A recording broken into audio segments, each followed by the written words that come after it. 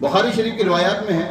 ایک مرتبہ جبریل امین علیہ السلام بارگاہ رسالت مآب علیہ التسلیم میں حاضر ہوئے، عرض کی یا رسول اللہ صلی اللہ علیہ وسلم آپ اصحاب بدر کو کیسا سمجھتے ہیں؟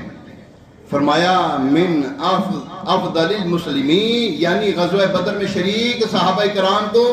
سب مسلمانوں سے افضل سمجھتا ہوں۔ عرض کی یا رسول اللہ صلی اللہ علیہ وسلم وہ جو فرشتے آئے تھے نا بدر میں، جو فرشتے آئے تھے تمام فرشتوں میں ان کا بھی وہی مقام ہے، ہمارے جتنے فرشتے ہیں ان میں بھی ان کا وہی مقام ہے جو بدری صحابہ کرام کا مقام ہے۔ اللہ اکبر، اللہ اکبر۔ علماء کرام نے لکھا ہے، ہمارے علماء کرام فرماتے ہیں کہ اللہ پاک نے اصحاب بدر کے ناموں میں بہت برکتیں رکھی ہیں، ان کے ناموں کے وسیلے سے دعائیں کی جائیں تو مراد پوری ہوتی ہے، ان ناموں کی برکت سے مریضوں کو شفا ملتی ہے، چوروں لٹیروں سے حفاظت ہوتی ہے،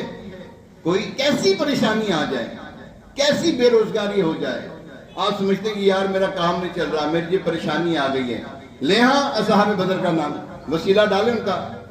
آپ کے کام نہ بگڑیں تو پھر کہنا کیوں کرنا تیرے کام بنے غیب سے حسن،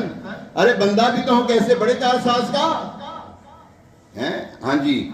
ان کا جو ہے کیسی مشکل ہو، پریشانی ہو، اصحاب بدر کے ناموں کے وسیلے سے دعا کیجئے، انشاءاللہ الکریم